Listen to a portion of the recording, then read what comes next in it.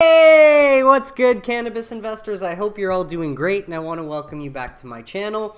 If you're new here, my name is Jordan, and today we're coming at you with This Week in Cannabis News from July 15th to the 21st. Now, before we jump in, if you enjoy this video or you learn something, please just leave a like on it as it helps out my channel.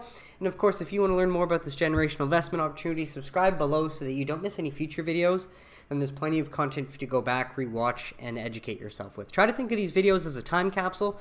I've tried to put all the news and facts in one place so that you can watch episodes over time to learn about the evolution of the US cannabis industry, identify top US MSOs that you keep seeing pop up that you think will be worth more in the future than they are now based on their current market caps, and take advantage whenever you feel ready if you wish to do so. We're going to start by recapping the hottest market to do cannabis legalization right, as Michigan sold $1.6 billion in cannabis in the first half of 2024. So this is from January to June.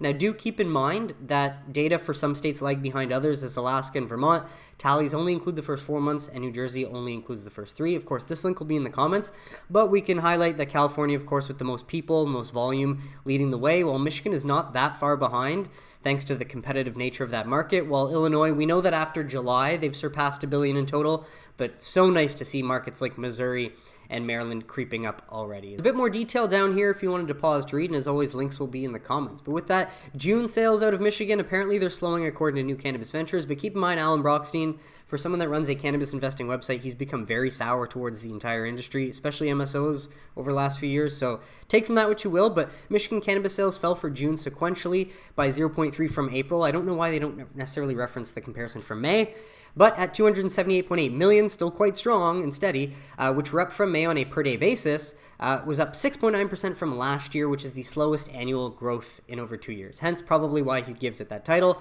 I don't think it's really any cause for concern, but you can let me know if you disagree in the comments.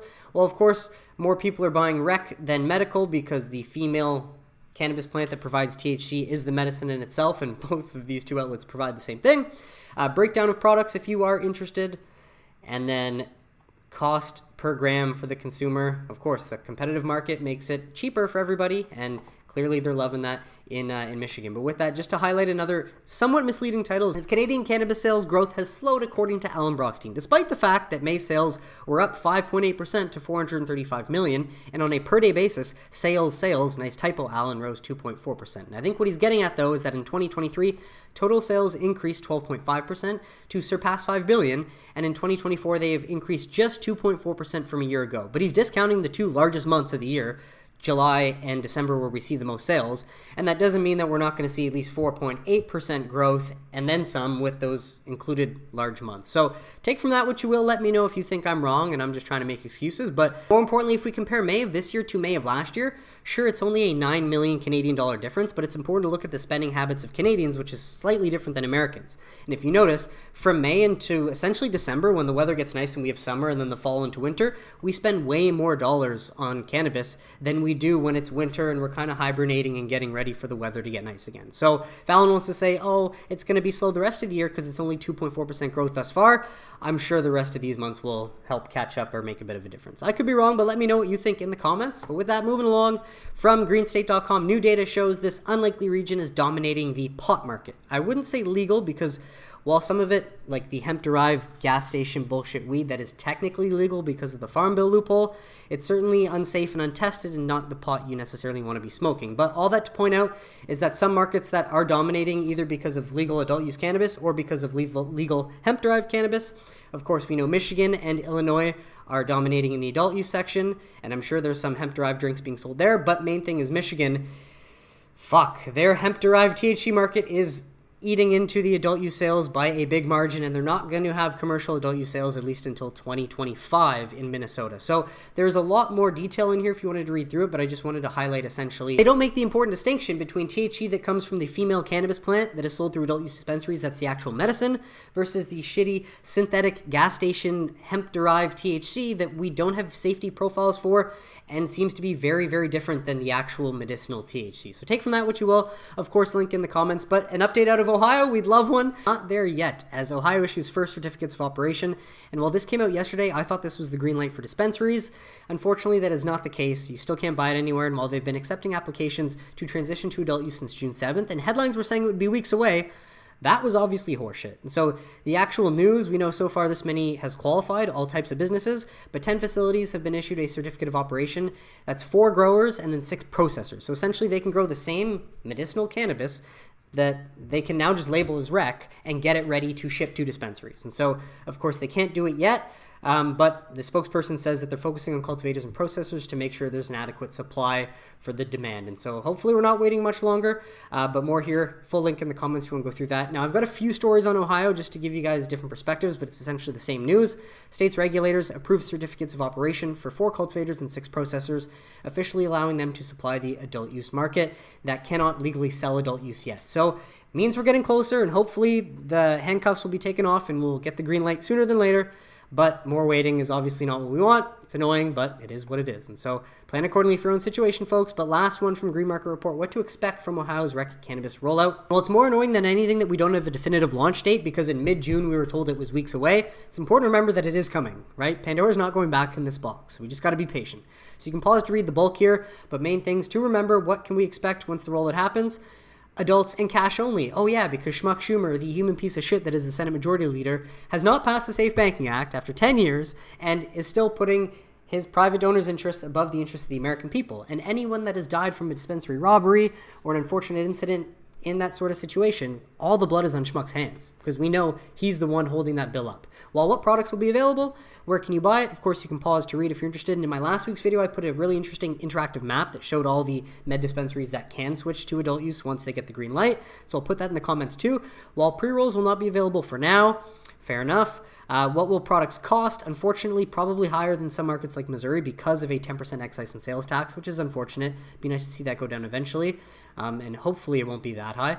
While are there purchase limits? There will be some. You can pause to read. And then the last few snippets, there will be benefits for medical patients. And if you're worried about lines, hopefully they open more dispensaries then to properly supply the demand. But with that, these are the 10 cultivators and processors, and apparently Green Thumb is ready to roll in Ohio, and they got the early approval. So good on them, and hopefully a lot more will be coming sooner rather than later. But moving along, as 4 days from now, the comment period is over, which is wild to think about, reminding us how fucking fast time flies, especially as you get older, which is unfortunate. But we're already July 20th, and so the comment period last day is Monday. If you have yet to do so, I'll try to find the link so that if you want, you can grab that in the comments and leave a comment. But fortunately, many people have already done so on behalf, and we know an overwhelming amount have been positive. But interesting find from Week 420 I wanted to bring up. Now, from the Brookings Institution, take this with a grain of salt. I'm just sharing what I'm finding. But by law, agencies must review all public comments received.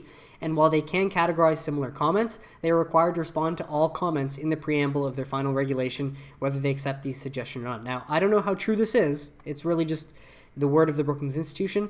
Agencies have to explain the rationale for not incorporating a comment, or for those comments they find persuasive, they have to explain why they have decided to incorporate the suggestion. Fair enough. So take from that what you will. Figured it was worth sharing this because it could be true.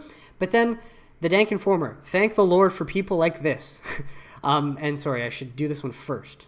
All right, buckle up for this. He's here to dispel the latest fear, uncertainty, and doubt. So today, and whatever day this was, we'll get to it. On Drugs Media suggested the 30K comments means the DEA would have a hard time making a final ruling of rescheduling before the election because there's so many to respond to if they have to respond to every single one. So this dude, I exported all of the DEA docket comments and have prepared for you a 5th grade equivalent Excel analysis of the data. I wish I knew how to do stuff like this. Counting exact duplicates? Dude, turns out the DEA can immediately throw away more than half of the already submitted comments as they are exact duplicates. So that's 15,000 comments that aren't, that, again, overwhelmingly positive. We haven't even talked about the automated comment template variations that include signature footers of the submitter, which are also duplicate comments, but not exact duplicates. So that's another filter or threshold. I've loaded the comments into a basic database table to allow for faster query of the data. Let's pick a large portion of the template's cookie cutter text and count by it to see how many times it was used. This one particular template was used 1,383 times. There's even other wilder variations of copy-paste comments like this one below, and the one template he's talking about saying, I'm writing to express my support for the proposal to reclassify cannabis from a Schedule 1 to a Schedule 3 substance. So again, not something that we necessarily want taken out, but so many comments and so many overwhelming ones. the odds are likely in our favor. So keep in mind, this was July 16th. I did it in less than 30 minutes using a basic data grouping of full or partial text to find exact duplicates and partial duplicates. Imagine how much more the data can be cleaned by applying a more advanced text pattern matching algorithm or AI grouping by subject topic. The legitimate non-duplicate comments are significantly less than even half of the 30K submitted comments. And then interestingly enough, admin.law responds and says, so that means 50K plus unique comments. Sheesh, that's way more than I even expected. Thanks for breaking this down. And so yes, thank you, Dank Informer. Appreciate people like this out there doing the Lord's work for free, because you'll get paid eventually. Quick take part 2. 68.7% of all comments on the DEA's cannabis rescheduling docket can most likely be discarded. So this is his final ruling. After doing a bit more, 68.7% of them. Fascinating. No AI needed, just basic post-GRE SQL skills with a simple one-column table for the DEA comments. Here's the duplicate sets of comments and their total using the first 100 characters of each comment for the grouping value. So fascinating stuff. I'm not very good with, and this is from July 17th, so this was the next day. I'm no Excel whiz, but these will be in the comments if you want to dig through them deeper. Now, an unfortunate development we got this past week from Firearms Policy Coalition, highlighting that the federal government argued today that people who use medical cannabis in compliance with their state's laws can be disarmed because they endanger public safety in multiple ways. What about alcoholics? Such bullshit. But again, this is the unfortunate discrimination that the federal government continues to push against cannabis users because they can, because of the unconstitutional Schedule I classification, such as being more likely to mishandle firearms or use firearms to commit crimes in order to obtain money to buy drugs, that's more like meth, and because cannabis users pose a higher risk of suicide than ordinary citizens. What? That's false. What data is that based on? So I'll put the link in the comments, but just had to share that because they're certainly mixing up probably the bullshit gas station synthetic hemp-derived THC that's, again, untested and unsafe, most likely, compared to the actual female cannabis plant that is the medicine that is also THC. And when we have publications not making that distinction, it just continues to muddy the water and doesn't make things any better for the plant. But another important development this week, apparently J.D. Vance is for states' rights, so the odds that Trump changes his tune on cannabis, like crypto, and decriminalizes cannabis just went up significantly. Who knows if that's going to happen? We have to wait until November ultimately to even find out, but it's worth remembering that J.D. Vance is from Ohio, and they are about to turn on for adult use. And so maybe that'll help, but one thing to point out, of course, featuring Dougie, one of the annoying bipolar investors that likes to pump and dump cannabis whenever we are expecting an announcement from one of his sources or something like that. But I'm just sharing this because on July 15th, he said, I'm hearing that J.D. Vance will be Donald Trump's choice as vice president to be made later today. And sure enough, later that day, J.D. Vance was picked and big O Dougie Kass was right, feeling so good about himself that he had to retweet it. And I share this next one because the day later, we are steadily accumulating the following cannabis stocks. And so I hope Dougie is right again. And he did mention in my last week's video that he's expecting some sort of large announcement 10 days or so after the comment period, and so I'm sure he knows something that we don't, but keep in mind we're playing a different game, or at least I'm playing a different game than him. He's a short-term trader, and he adds these are the next compounders with clear catalysts over the next few weeks and months. Now I like that he adds months because it makes it seem like he's in the longer term, and the good news is while unfortunately for many of us we don't have a choice, our time horizon has to be as long as possible because we've sunk so much money in, and unfortunately politicians have failed us. The good news is Schedule 3 and even a Garland memo doesn't rely on the politicians. That is the best part. So I'm optimistic that we're going to get something because the wheels are in motion. We just have to trust. And so when he says largest sector long, nice that he says months because it's now or never. And in a few months from now, we're really going to find out whether these stocks have the legs to continue climbing up and whether the agencies work in favor to save the industry, ultimately getting rid of 280E, or whether we're all a lot more fucked than we could have imagined. So interesting times ahead. But with that, from AGP on US Cannabis, from Todd, thanks for sharing. We expect a final rescheduling rule before the election will be the most notable reform in decades, will likely be the first of several federal dominoes, Garland and SAFER. And remember, SAFER is supposed to pass in the lame duck according to Don Murphy, though we've heard that the last 3 years and it's never happened. Still, we've never been in this scenario where all of these dominoes are lining up, so bear with us. Well, that will allow for custody, institutional ownership, and acquisitions investments from CPG. So the future is very bright, folks. It gets darker before it gets light, and we've been through hell, but hey, that makes us stronger people, right? And with that, from Do the Right Thing, this is number 3 of a 5-point post just highlighting that DOJ overruled DEA back in January regarding further research being needed to reschedule. That's a good reminder. According to the AP in May, this likely would have dragged beyond Election Day. This is a clue that the Biden admin wants this completed before November 5th, and so apparently this is from AP. main thing, and wasn't willing to give the DEA time for more studies that would have dragged beyond election day. So this is from a 6-part post from Do the Right Thing asking important questions, thinking, will we get an ALG hearing or not? And he's siding with the fact that we likely won't because the Dems need to move quick because they're so fucking unpopular and they need any sort of win in the short term. And so last thing to share, Democrats' legislation would bar agencies from focusing on cannabis use to reject applications. Again, I love seeing this legislation introduced. It's called the Doobie Act. But unfortunately, if it has to do with Congress, I don't trust it passing. And so I hope they can figure out a way to get this passed and into law so that no one continues to be discriminated against for their past employment, especially when it was wrongly criminalized. There's some bullshit because of the schedule and classification, yada, yada. But all that to point out is that because it's up to Congress, I just don't think it's going to pass. Maybe it'll get added into something else down the line with SAFER and it'll eventually go through. We can all pray, but not going to hold our breath on that. But on to the studies. My favorite part is we recap this medicine that we got to know more about. Cannabidiol, a promising therapy for post-traumatic stress disorder and depression, a mini review from Siendo, published July 3rd, 2024. And so, of course, you can pause to read the whole thing, but just to highlight what we already know, among these emerging treatments, cannabidiol has shown promising results. Nevertheless, early studies suggest that CBD might yield positive outcomes in mitigating symptoms related to both depression and PTSD. And so links will be in the comments to all these studies if you want to go through them further. Of course, just going to read you the highlights because I don't want to make this video too long. While from Science Direct, cannabidiol from September of 2024. Whoa, that is really the future. Cannabidiol and neurodegeneration, from molecular mechanisms to clinical benefits. And now before I read the highlights, I'm just going to touch on this a bit. As neurodegenerative disorders like Alzheimer's, Parkinson's, etc. are severe and life-threatening conditions in which significant damage of functional neurons occurs to produce psychomotor malfunctions. And I wonder what happens to these neurons over time. Is that from neuroinflammation? And could cannabis help protect from that sort of deterioration? Well, highlights: protein aggregations are the pathological hallmark of neurodegenerative and neurological diseases. Accumulated protein aggregates trigger the inflammatory response and induce oxidative stress on the brain parts. Sounds like it. CBD rescue from NDs by abrogating inflammation and oxidative stress by regulating multiple signaling pathways, and CBD shows clinical benefit against various neurological and neurodegenerative diseases. And so I'm no scientist, but it sounds like CBD helps protect the neurons from the inflammation that unfortunately kills them and leads to neurodegenerative disorders. Correct me if I'm wrong in the comments, please. And as always, more here if you wanted to pause to read or go through that yourself. While from paper SSRN, whenever this loads, using cannabis to reduce the use of prescription painkillers and other illicit drugs, results from an Ohio survey from July 10th, 2024. Fairly new, you love to see it.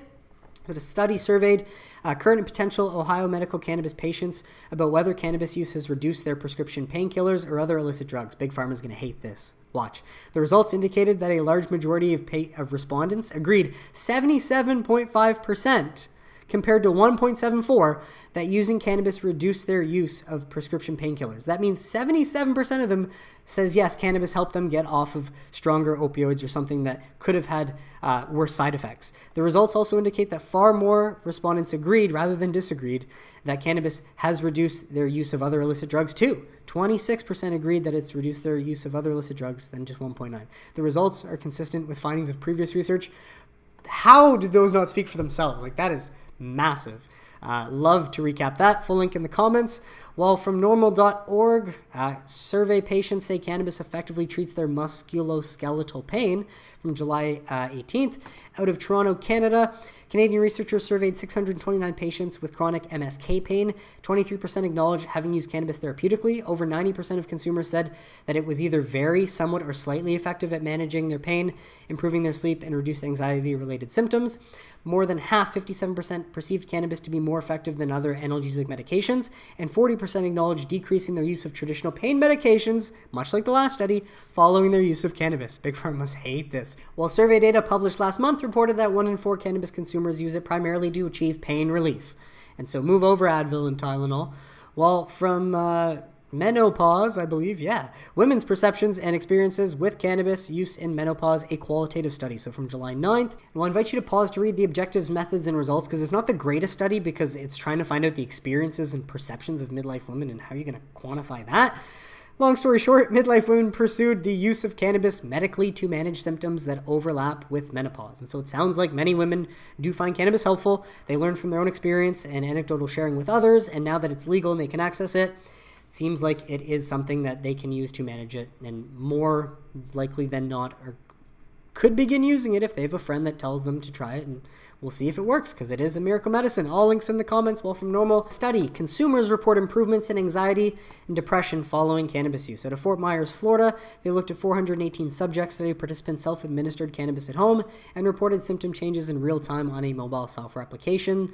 They evaluated data from 9,966 sessions. What did they find?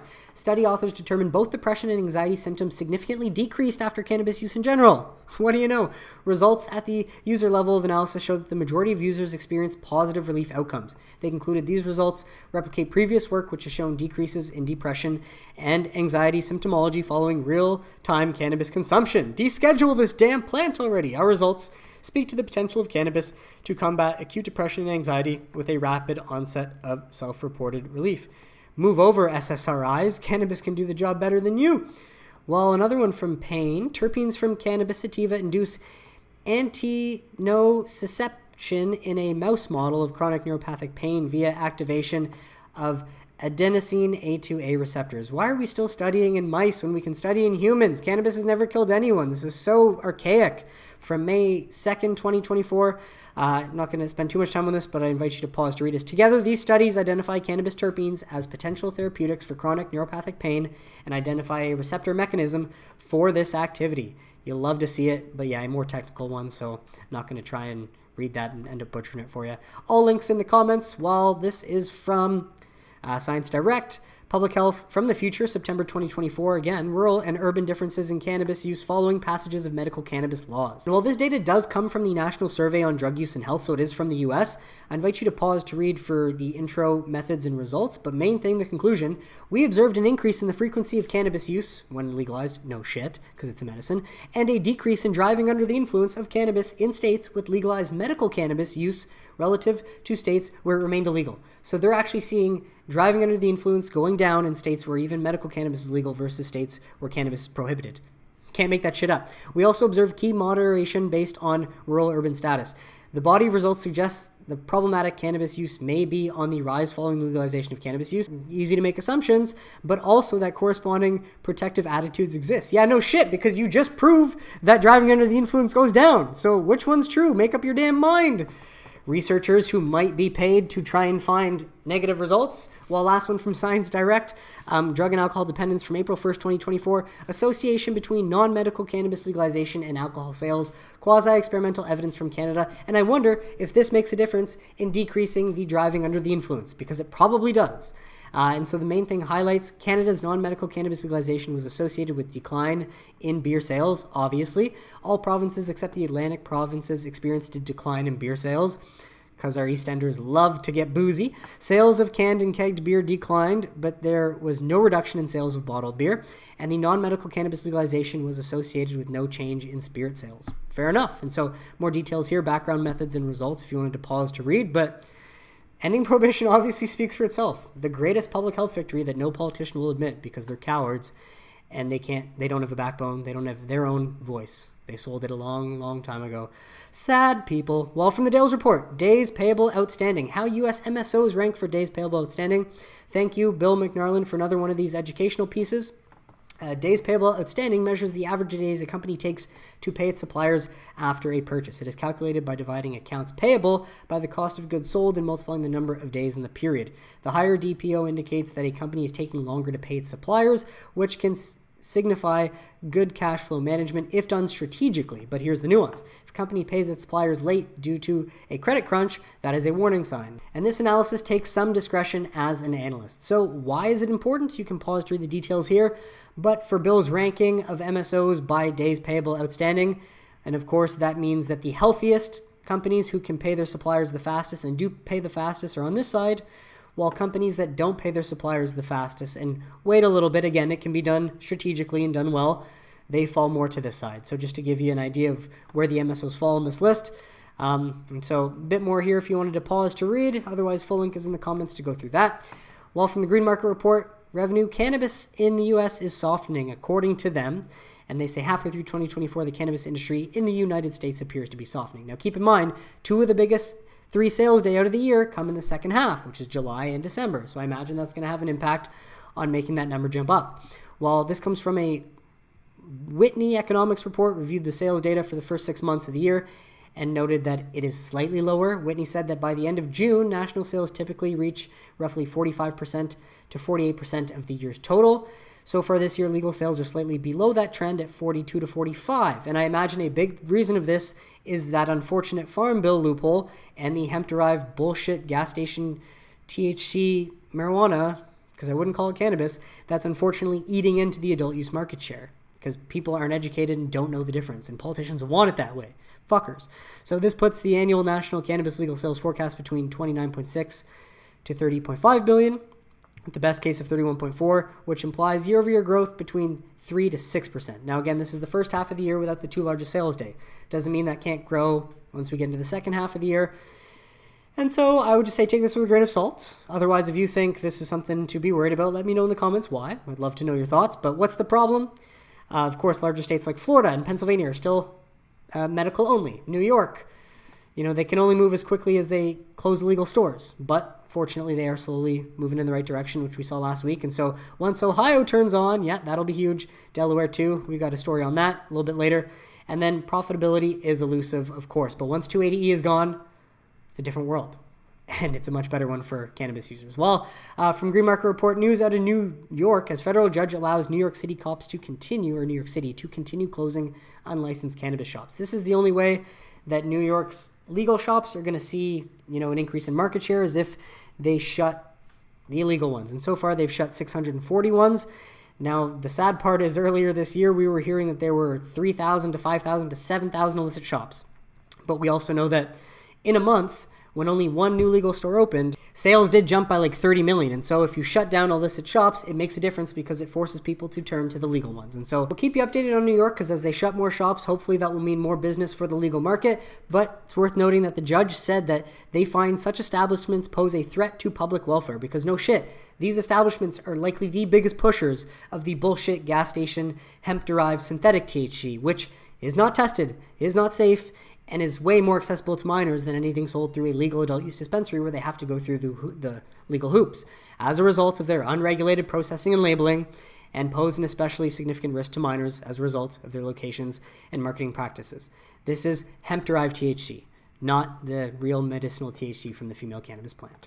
And so with that, an update though out of New York, as apparently Green Thumb has a new store opening, and so thank you Blake Walker for sharing this. So not confirmed, but opening August 2nd apparently, adult use store number 3 in New York for Green Thumb. So we'll see if that ends up becoming a real thing come August. Well, a few updates out of Marijuana Moment, unfortunately the only story sharing it, but Delaware governor signs cannabis bills, including one to let med dispensaries begin rec sales early if they pay a steep price of $200,000 to convert from med to adult use. And when they say early, they don't mean until 2025. And so while this was approved on Wednesday, the dual licensing legislation is meant to allow rec sales to begin months earlier than planned, though critics say the legislation would give an unfair market advantage to larger, more dominant businesses. As if that's not the case, and as if politicians aren't doing everything to secretly help them without saying that they're helping them. But they expect to get $4 million in fees from however many med dispensaries would pay the $200K to convert to adult use. And then they're going to use those fees for financial assistance to social equity own, like they're going to try and ruin the industry. Don't do that. There's no need Delaware, but of course they're going to try it. And so the legislation will also allow existing compassion centers to provide wholesale supply to new dispensary licensees. And this is critically important to ensure the successful launch of rec cannabis program in 2025. And so while it sounds promising, nothing until 2025. More details down here if you wanted to pause to read. Well, a very unfortunate update, and again, just had to use Marijuana Moment because they're the only one that shared this, but fucking PA shit the bed again, as Pennsylvania dispensaries omitted from the 280 tax relief that was apparently signed into law last week due to a drafting error in the bill the governor signed. Like, are you fucking kidding me? And so I don't really know what this means. As enacted, they were supposed to get it, but while legislators intended to include dispensaries as well, there was a drafting error that was overlooked in the bill moving through the process. So I don't know what this means and if they are planning on coming up with a solution to this so that dispensaries can actually get relief. But we'll update you as we go because this is clearly a fuck up. And in almost 20 years of working for the legislature, I've never encountered a corrective reprint being needed post-governor signatures. So we're working with counterparts in the LRB to determine if it's possible in this case. It better fucking be possible because it's your fuck up. My God, politicians are just the worst people. The worst. And so with that, some news out of Kentucky where you least expect it. Kentucky Governor Andy Beshear asked the DEA to ease federal restrictions on cannabis. Doesn't mean much, but you love to hear it out of a random red state where the governor has some common sense and goes, yeah, it's time to ease restrictions. While we should outright deschedule it, let's do Schedule 3 in the near term as it's the next best thing, and it is the step needed to help reduce the discrimination towards cannabis users and highlight it as the miracle medicine that we've yet to really discover the capabilities. Well, Tilray Brands, Inc. to announce fourth quarter and fiscal year 2024 financial results on July 29th, 2024. So 9 days away. At market close, we're going to hear what Tilray has been doing. So we'll see if Germany has any sort of an effect on that. I doubt it. Well, I wanted to share this from The Atlantic because, yeah, Congress accidentally legalized bullshit gas station hemp-derived synthetic THC weed 6 years ago. They don't make that distinction. They just call it cannabis because they don't want people to realize that there's a difference, and that just doesn't help. And like I mentioned before, muddies the water even more. But yes, when lawmakers voted to allow hemp production in 2018 and the synthetic THC to be sold legally in drinks and in shops like New York, hence the crackdowns, they quietly opened the door to legal THC in all 50 states. And that's the sad thing. They didn't quietly open the door to legal Delta-8 THC, which I believe is the female cannabis plant's THC. They opened it to the synthetic Delta-9, where there's no safety tests. We know little about it. And that seems to be, if anything, the driver of psychotic episodes, if any cannabis was ever the driver of such a thing. So more here if you wanted to pause to read or go through it. But just wanted to share it because at least it's being shared in main outlets. The distinction is being made, but it's at least being shared. And so normalization coming slowly but surely. Well, from the BBC, unexpected, but on a little of a world tour before we end off, as cannabis clinics see a rise in patients. So the good news out of the UK, medical whole cannabis was legalized in 2018 after a campaign to make it available to children with severe epilepsy. Private clinics are seeing a rise in patients, but the drug has only been prescribed to a handful of people on the NHS. NHS clearly failing British citizens there. Campaigners are calling for it to be more widely available to give patients more treatment options, but the government says more evidence of the drug's benefits is needed. We should point them to the HHS's 252-page doc where the US government admits it's a medicine. Or how about the fact that they've had a patent for cannabinoids since the 2000s? They've always known. But main thing is one medical cannabis clinic in Westminster says it has seen a number of patients increase by more than 10 times in 2023, rising from 250 to 2,750. And so if that's just one medical clinic, if we find out how many clinics there are and then try to extrapolate that, it just goes to show that it is rising at a very fast rate, with 40% taking the drug to treat chronic pain. And also anxiety and depression, like we're seeing from all the studies, what cannabis is fucking useful for and would destroy Big Pharma's market share if given the opportunity. And so I'm not going to spend too much time on this because the UK is so far behind in cannabis medicine, but of course it's here if you wanted to grab the link and go through it.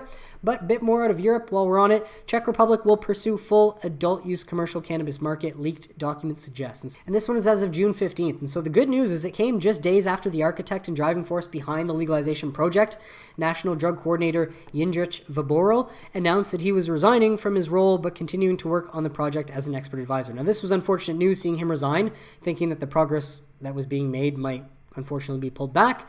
But while there's still potential roadblocks, both internally and from the European Commission, especially that bullshit 1961 UN Drug Convention, which no one should even be acknowledging as legit, will set the precedent and provide a workable model for other countries to follow suit. And let's hope Czech moves fast on this so that Germany and Switzerland want to jump behind. But the main thing is that what happened, so Vaboril, who was officially commissioned by the Czech government to prepare a law for the regulation of cannabis in November of last year, had completed two separate versions of the bill. On one of these, which was made public in January, sparked outrage among cannabis advocates due to the apparent omission of plans for a full commercial market. However, this omission was a calculated political strategy to put pressure on the bill's opponents and attempt to prove the extent of public support for the regulated commercial market. And so as such, fucking smart guy, a second extended bill was prepared by Vaboril and the government, which includes plans for such a market. And until now, there has been little indication of which the bills would choose to pursue, but it's at least there and as a draft bill. So we'll keep you updated. But this is the closest thing we have to any legal commercial market actually launching in Europe. And so good luck, Czech, and say fuck you to the UN 1961 bullshit single drug convention. While out of Germany, 2 updates, Cannabis EU from July 18th, Germany, you can now study cannabis. And so apparently students enrolled in horticultural plant production, bachelor's program at the University of Applied Sciences, Erfurt, can now study cannabis in depth. Fuck yeah. And so more of this. Of course, as we normalize, we will see more and more of this. We're seeing it more in the States. Now we're seeing it more in Europe. And so why is the plant interesting for research? They should watch some of my videos and look at some of the studies. Little does anybody know. So yeah, a bit more here if you wanted to pause to read or grab the full link in the comments. Well, another one out of Germany, a bit older though, so I apologize for missing this one. And I might need to translate it back to English. Yes, I do. So from June 22nd, but NRW allows 3,000 cannabis clubs. And so I do believe I shared some stories that clubs would be allowed while commercial market wouldn't. Though it's not all good news, as apparently the Ministry of Health allows up to 3,000 cannabis clubs in the state. Great. This was reported by Express.de. While the new cannabis cultivation associations will initially cause more bureaucracy. Why? Because in North Rhine-Westphalia, additional staff will be hired to process the applications. Oh, why can't you figure out a way for existing staff to do it? Up to 3,000 cannabis clubs may be open nationwide, though, once they hire the people to review these applications and turn them into reality. And so just sharing this as an update, though, because, of course, that's at least something to look forward to, though there's really no timeline as to when we can expect that. Still unclear when the first cultivation association will actually start. Applications can be submitted from July 1. And so at least we're now July 20th. Hopefully that has been underway. And so another update out of Europe, unexpected one from MJ Biz Daily. Get this, European cannabis firms banking on higher IPOs in US upon rescheduling. And so for whatever reason, European cannabis firms also all believe that rescheduling to Schedule 3 is likely a done deal and happening, which we should all believe because we can see it with our eyes. The process is in motion, and this doesn't rely on Congress. Why it can actually happen. But for whatever reason, I mean, you read this headline and you're like, well, why can't US MSOs even fucking uplist? Why are European cannabis firms getting excited if MSOs don't even have this chance? Very fair question. Now, I just find this funny and laughable more than anything because US law currently prohibits MSOs from even being able to uplist, first and foremost. So why the hell would European cannabis companies get the right to uplist before them?